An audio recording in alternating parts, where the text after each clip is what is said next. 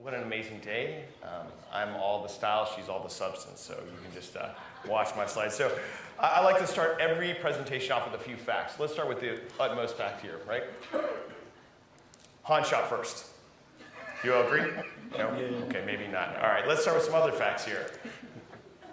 Do we all believe that social media, e-commerce, mobile phones, they're all a thing, right? I don't have to explain the same way. Oh, good, my speech is done. I can give back the time from Sarah taking from me. No, really. Actually, the United States is going through a bizarre time, not just because we have an orange president, but things are changing pretty significantly. The first part that's so brutal is, I said this 3 years ago at Romeo Brigado, we live in the most competitive market in human history. Let me say that again. The most competitive market in human history. I said that 3 years ago, and it's still true today. And I'll say it tomorrow. It'll be true tomorrow. It'll be true the day after that. Crazy, right? Not only do we live in the most competitive market, people that actually drink wine in the United States don't care a lot. Let me check this. So do any of you use the apps Vivino or Delectable? Okay, good. So these are the three activities that happen on those apps. You scan a wine, you rate a wine, and you review it. Those are the three categorizations, right? So we took a bunch of data from both those companies, and we analyzed it, and we did a cluster analysis, and we broke them into three kind of groups. And people scan wines from 0 to 9, from 10 to 99, and from 100 plus. Those are pretty wide bands, right? Sounds pretty interesting. So what's interesting is people really don't give a darn. Look how many people barely scan under 9 times. Now, let's start with the premise initially, which is these people downloaded a wine app. They pre-qualified to be nerdy about wine. So we revalidated that against social media. Again, people don't talk about wine that much on social media. This is a problem, by the way, right? They're in really weird pocketed groups. And here's the real bummer in the United States. If you guys don't watch the Silicon Valley Bank report, do that every year. But let me talk to you about this. The great American engine has slowed down. For the first time in our thing, look at that flat line at the top. That's a big worry. And it's slowing down for a lot of reasons. Again, not just because of Cheeto Man, but because of a lot of different things. First of all, millennials are not drinking, right? The millennials are not drinking wine at the same degree. And part of that is because of economics. They don't have the wealth. I actually highly recommend you guys go Google the SNL skit with millennials. It's hilarious, by the way. So, and by the way, they won't have any money until 2025. Oh, geez, crazy. It's even getting worse, right? We got bad guys, bad actors in place. Things that are making changes. I actually didn't know about this thing called dry January, by the way, in the United States, but it's finally caught up. I'm much more of a damp January guy myself. But dry January is happening. And not only is it happening, there are actually products made for dry January, right? There are actually websites. By the way, no one that has zero alcohol stuff dances and jumps like this. It's absurd, right? Crazy. And then we've got this other big green giant that's coming in, cannabis, right? And really, it hasn't affected us in the wine industry so much, but around the smoking category, right? So people that smoked marijuana beforehand suddenly can legally do it. But where we're not understanding yet is when it affects us in consumables, right? Because there's a lot of caloric intake that comes from wine, and a lot of people are saying, I don't want so much caloric intake. I'd like to taste something that gives me a high. I mean, who doesn't want a relaxing mint? I'd like one right now, actually, right? We add that to the fact that there's all these janky sites that are selling wine, and just to make it even worse, we've got winter is coming, this big giant thing. And I know I'm mixing up my movie metaphors here, but the reality is wineries used to sell direct to consumer. We left out the retailers. There's the cases coming, and when those cases come, that means Amazon's coming. And the world has never seen an Amazon that affects a category like ours, because the whole food buying power is uniquely tied to that Amazon. We've never seen a category affected like that, right? And just in general, Amazon is causing all kinds of consumer expectations. You want to get things faster, you can search anywhere. This is all happening, and I'm talking faster because I'm trying to catch up a little bit. So, all right. So maybe we should switch to tasting room, seller direct. That's a big deal. We all know that seller direct generates a lot of dollars for us, right? It's the key driver of wineries in the United States under like 10, 20,000 cases. It's the key driver, right? And by the way, it's not millennials driving that. It's that lost generation called Gen X. By the way, this is my favorite Chiron. It actually represents all of Gen X people in the room. We're not even on it. It's amazing. But something's happening. Americans are really good about doing things innovative and first and creatively sometimes. So we did a great job with eno-tourism. We really brought it to life, right? And we also know how to screw it up really fast, right? Good old American way, right? So, and we did it on accident. First of all, we did these seated tastings. We wanted to slow down the valley's traffic. And I'm telling you these things because they affect the future of how we all look at it. And they transfer over the world. So we did seated tastings so you wouldn't get bachelorette parties. And every valley is kind of following us at. And then we created this great arms race of gigantic, monolithic tasting rooms. Everything from that fake castle that we built, which is like Disneyland in Napa, to The Prisoner, which is a hugely expensive, beautiful place. Ashes and diamonds up there, right? And the tasting rooms are slowing down. Every single tasting room. So we're freaking out in the United States. Our tasting room traffic, even though the tourism in the valleys is up, the tasting rooms are down. First of all, there's too many tasting rooms. You just saw that map. It was like boom, boom, boom, right? Secondly, these seated tastings slow the pace down. It's an hour, 2-hour experience, right? You want to take it easy. You want to serve a little food. Amazing. We actually drink at those tastings. They're no longer where you taste and spit. In the old days, you could do 4 or 5 tastings in a day at different wineries. Now it's 2, maybe 1. That's pretty slow. And what people don't realize, the most economic factor is that it swallows the market share. The first person to get the people is the one that wins the money, right? So if I go to a winery called, let's say, Kenzo, $80 a person, I take 4 people there, it's almost $400 just to sit down. The wines are $100 a piece, I buy a case, that's $1,200. That's my wallet share for the weekend. I'm gonna take out a wine for dinner, have a nice dinner, go to the spa. All right, are you guys ready to give up now? Get out of the wine street altogether? So what do we do about this? How do we change this? How do we reach new customers? Well, some people would say make better wine. I hate this statement. Is there anyone in the room that doesn't think they're making good wine in here? It's absurd. Some people say get better scores, right? Scores are the winning combination. Well, if you go on Wine Still Sold Out, there are great wines that have amazing scores. Look at this, 198 points. Some people say natural wine, the taste du jour. Others will say infuse a little baijiu in it, right? Interesting. Right? Follow the consumer taste. I don't know the answer to that. Some people will say use economic models, whether you make it scarcity or developing goods, right? Some people will say sustainability, organic, biodynamic. And by the way, before I say this next phrase, I think that those are all noble and correct causes. But look on the screen. Do you think a consumer can tell what this means? I can't even tell, and I'm in the biz, right? The world is changing around us faster and faster. One of the things that's changed is we're evolving slowly. I'm not sure which side I'm on yet, but I'm working on it. So don't go near So something's happened is the age of the customer. We live in this age. The customer's more in control. I've told this many times. And it happened because of Google, all kinds of things, and social media. I can find anything I want in my pocket with my phone, and I can tell you all if I like it or not instantly to the world. We are in control like never before, right? We're also in this thing called the experience economy, right? And I also hate that it's attributed to millennials, because is anyone in this room not like an experience? Honestly, it's about first world. It's about us having a mature economies. We all want better experiences, right? And it's worth more money, right? The difference between buying beans and coffee. We're in the subscription economy, which has changed us as well, right? Subscription economies really come on to us really big. It came from software paying it, and now all these packaged goods are in there, right? The irony of this is there were 3 original companies or categories that did subscriptions. Some of you in the room will recognize this. For the Gen Xers, it would look more like this, right? There was also magazines and our favorite wine. Okay, so what are we going to do? How are we going to do? Let's totally number 8 wire the shit out of this, if you don't mind. Let's get this done right. This is the thing that I love about New Zealand, the ingenuity you have, and I think it really plays well to this concept about how you reach across the world. You're really a global citizen of these things. So one of the things that I'm so passionate about right now is this thing called digitally native vertical brands.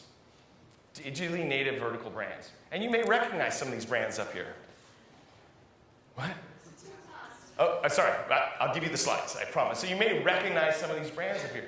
And they actually behave a lot like wineries. And here's where they behave differently. And I want to share the parts that are different than the ones the same. So they make these products and they sell them all the way direct to the consumer. One single product, very niche oriented. But what makes them different than us? They are all about the customer all the time. The customer is really in the center, and it plays into those other economies I told you earlier, right? And they changed the paradigm. Instead of it being a funnel, they're looking at selling, it's a circle. It's a loyalty loop. They want you to buy again and again. That comes from the subscription economy. They want you to come back and buy their products multiple times. Let me give you an analogy of this. If I was renting out bikes, and this is where they learned it, that helps them align their consumer interests, by the way, with you. And this is how it plays out. So if I was a bicycle rental company and you paid me a subscription fee, I want you to do one thing. I want you to keep paying me that subscription fee for as long as possible. Right? That's my job. Now, how do I do that? Well, pretty simply. Maybe I'll send you a few little bike patches. It's inexpensive, but it keeps the bike running. Right? By the way, the content I'm going to send you is not going to be about riding a bicycle in Napa or in New Zealand, depending on where you're at, right? I want to send something that's relevant to you. I'm aligning my interests with you, right? I'm behind the customer. And if you want to see this in real action, has anyone seen the Pelotons, by the way? What an amazing tool. Those are ridiculously expensive. For a bicycle, it's almost $3,000. For the treadmill, it's almost $6,000. Plus, you pay $480 per year. It's amazing. Because they're so focused on the customer, they dig into the customer deeply. They want to understand them as deep as possible. They segment them in many different ways. They use social media to index and understand who they look like, how they feel, what they like, where they go, how they consume their media, right? Where they're living, where they get their news. They even go sometimes down to a single person to analyze who influences that person and who does that person influence so they can help map around them, right? So they can target them differently.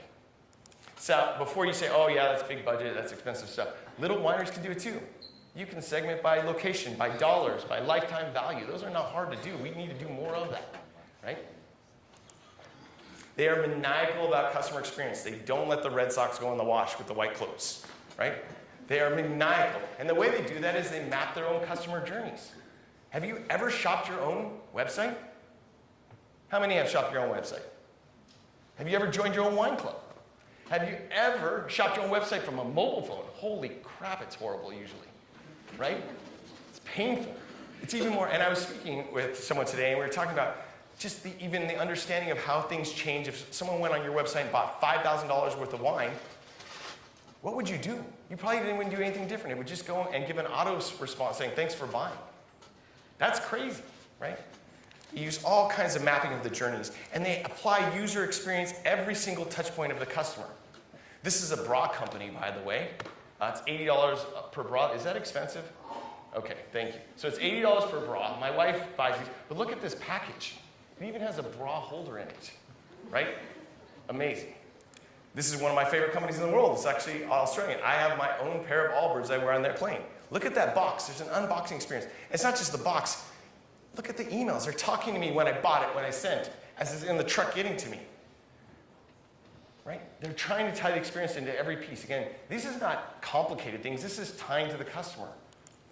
And they have these concepts of unboxing. This wonderful experience when you open the box. Have you ever got a box of wine and opened it up and said, oh man, I need to videotape this unboxing experience?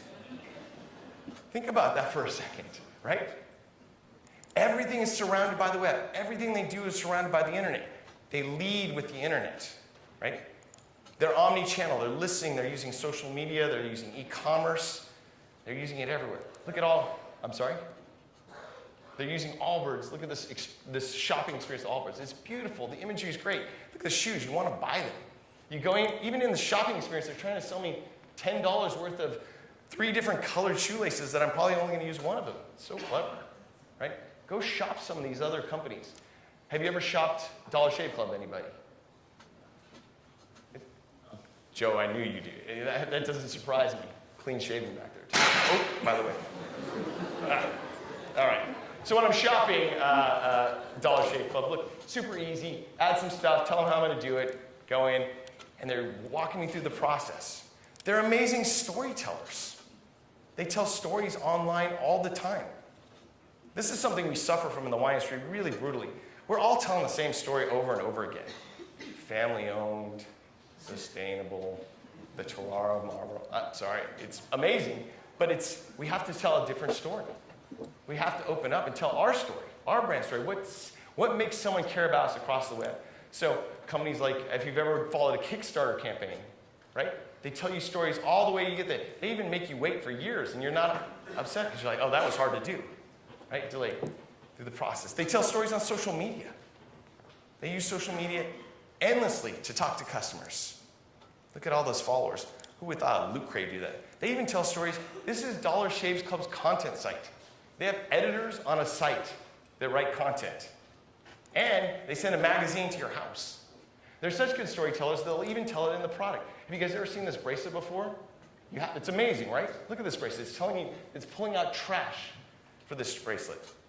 It's a $20 bracelet. For a little bracelet to pull out trash. It's a great storyline. In fact, they have all kinds of stories. Look at that. I can buy $250 worth of those bracelets today. Who would have thought, right? That's expensive. Premiumization. They use tech in ways that none of us use tech, right? We adopt tech. There's a cultural change. And not just the social media, not just the retargeting, but tools. Now, I know our tools in the wine industry are fairly limiting, and there's not that many of them. I'm going to put up a few recommendations. Ironically, one of these companies is a Kiwi company. 5 Forests up there, if you guys don't know, one of the best digital marketing companies out there. Amazing. They invest in customer acquisition. I've always asked people that sell direct, how much do you spend on direct buying a new customer? And most people say no. And then I ask, how much do you spend on keeping a direct customer? And most people say no. Is that true here? Right? You have to get those customers. And they will spend lots of things. They'll use FOMO, a coupon, $10 to get an email just to get you there. Why do they want this? Because they know that direct relationship with you is lasting and sustainable. Right? In fact, it's not only lasting and sustainable, it actually protects you against big marketplaces. It actually allows you to keep a business going for a longer time. It actually, the data you get back from your customers allows you to make new products. So maybe you did try a Baijiu-based wine, and you sent it out to the customers and got a feedback. Or maybe you changed to natural wine, right? And all your customers are asking for it. I don't know the answer to these questions, but they're asking their customers en masse, getting feedback on them. They'll do lots of things to get customers, using gifting. I was at a hotel, by the way, and look at this. The Dollar Shave was in the little vanity box so I could use it. You know, now I subscribe to the dang Dollar Shave Club because I actually brought one home. And in fact, they even moved backwards right into the market. I don't know if you guys have seen this. They have pop-up stores all over Warby Parker. Every time Warby Parker opens up a pop-up store as a digitally native vertical brand, their sales increase by 37%.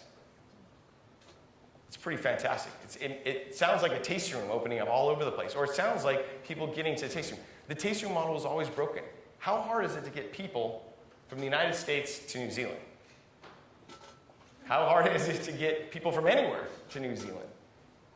So we need to reach across the world to use this. We need to find ways. So let me give you a little tiny example of a brand that used some of these tactics.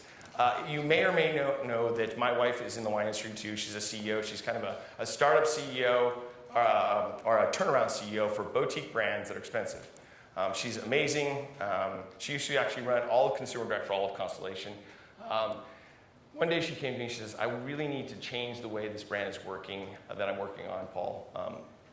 What should we do? And I said, well, we really should use the internet. We should target a place where consumers are, and we should go put some wine in their mouths. And so what she did is she made a partnership with Wine Still Sold Out. And all of you in the room are going, oh, it's a discount shop. It's not a discount shop. Think about Wine Still Sold Out. Who goes to buy there? People that understand Super Tuscans, people that understand single vineyard wines, people that understand winemakers, people that understand sub-appellations and appellations. They're actually educated consumers going to that site to get a decent deal, right? The number one way that we get a customer is we put wine in their mouth. Trial converts. So she made this product specifically for Wine Still Sold Out. And the product was branded with the brand. She was called Sullivan. She didn't hide it. It wasn't a label. It was actually a spotlight, highly branded with that wine. That wine went from 0 cases to 8,000 cases in 3 years. That's pretty good. Now, it was low margins, but what was more fascinating, what was more amazing about this story is those customers, because she over-delivered so much in her QPR, right, in her quality to price ratio. It so over-delivered as Rutherford juice at the price point that people were going and saying, what else do you have to buy? And coming and buying direct to consumer for her. Silicon Valley Bank attributes her as the fastest turnaround ever with a winery by using this model, because she used the cash flow, reinvested it in the customer experience, and got customers converting over. Right? Using digital. Right? Tying to that experience, tying to aligning her goals with the customer goals. Now, I'm not saying that this is going to work. We're going to have to fail forward as an industry. If I knew the answers to how to make this work for a wine brand endemically, my wife and I would be buying an island the size of New Zealand, right? But we don't. So I'm hoping that you guys will start with a cultural change. But if that doesn't work, Rob McMillan and I have come up with a little plan to save the wine industry. It's take a millennial with you to drink a glass of wine. So if that doesn't work, so nothing else will. Thank you very much.